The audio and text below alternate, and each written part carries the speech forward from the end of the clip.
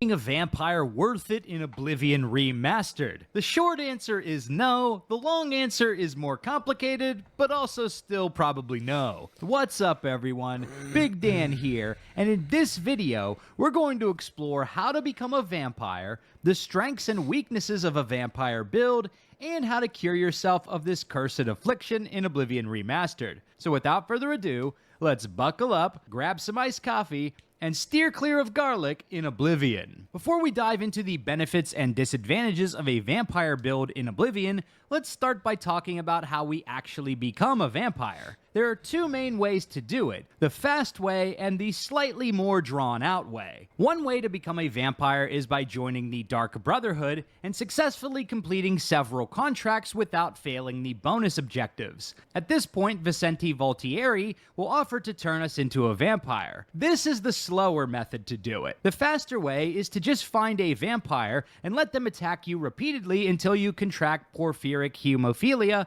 which is basically Elder Scrolls vampire AIDS. Head to the Barren Cave just west of Cheydinhal along the road. Yeah, that's Go how I got inside it. the cave, and you'll find a pack of vampires who will be happy to convert you. Once you contract the disease, simply rest in a bed until you contract full-blown vampirism. One cool aspect of vampirism is you'll get these super detailed text descriptions of your nightmares, which is a nice creative touch by the developers. So what benefits do you get from being a vampire in Oblivion? Well, for starters, you gain a 100% immunity to paralysis and all diseases. On top of this, you gain a resistance to normal weapon attacks ranging from 5 to 20%. You also gain vampire spell abilities, as well as a bonus to a variety of attributes and skills. Vampires become stronger the longer they go without feeding, so this skill and attribute bonus ranges from +5 to +20 depending on how long it's been since you've last tasted of blood. For attributes, we gain a bonus to strength, speed, and willpower.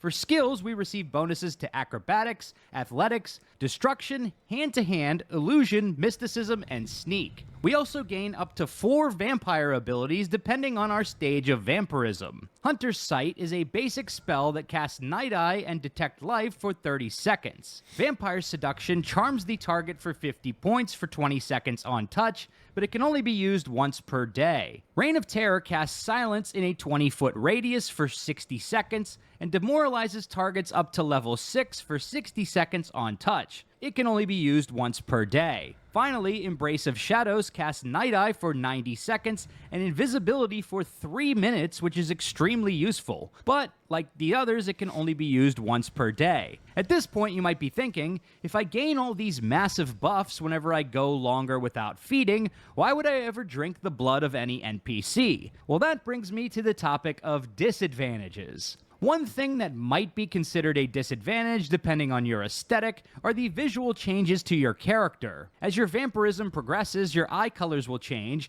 giving you a more distinct vampire features the longer you go without feeding. In Oblivion Remastered, there's also a hilarious glitch with vampires which makes all your hair disappear. It even happens to NPCs like Vicente Voltieri in the Dark Brotherhood. This is a new glitch that wasn't present in the original game, but I kinda hope they don't patch it because it's hilarious. All of this just works. But by far the biggest drawback to being a vampire in Oblivion is that from 6 a.m. to 8 p.m., you will take constant sun damage whenever you step outdoors. The damage scales up to 8 points of HP loss per second at the highest level of vampirism. And the worst part of this isn't even the damage, which you can reasonably out-heal with spells. It's the fact that you cannot fast travel whenever you are taking damage. So vampires effectively cannot fast travel during the daytime in Oblivion. The only way to bypass this is to wait until nighttime indoors and then travel, or feed on an NPC to reduce your state of vampirism, which will temporarily remove the sun damage debuff. To feed on an NPC, simply find a sleeping character and interact with them, which will bring up a prompt to feed. Just note that drinking another character's blood is illegal in Cyrodiil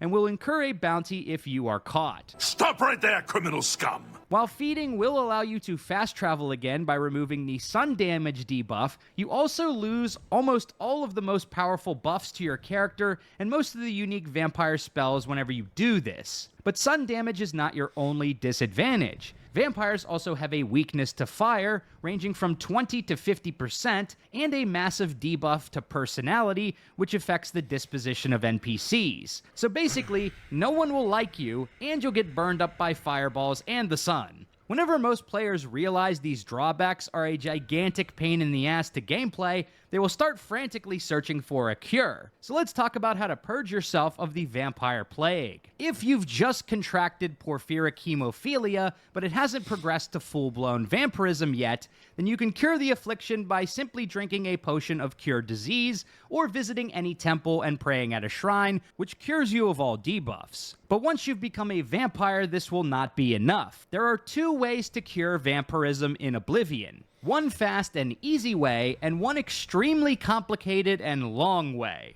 The long way is to find an NPC that you can ask about the cure, which will start a quest called Vampire Cure. You'll need to jump through a bunch of hoops in this quest by gathering 5 empty Grand Soul Gems, a bunch of alchemical ingredients, and killing a high-level vampire. But most nefariously, you'll also need to slaughter a random Argonian for one of the ingredients, which you may or may not want to do. Thankfully, there's a much easier way to secure the cure, so I recommend skipping this quest if you're just looking to free yourself of the vampire curse as fast as possible. You can still complete the quest after curing yourself if you want to. Here is the fastest way to cure vampirism in Oblivion Remastered. Head to Deep Scorn Hollow, which is in the furthest southern part of the map below Leowyn. Dive underwater next to the broken tower to find the entrance. Swim to the surface inside, read the journal on the bench to pick up the quest, and then follow this path to the Font of Renewal.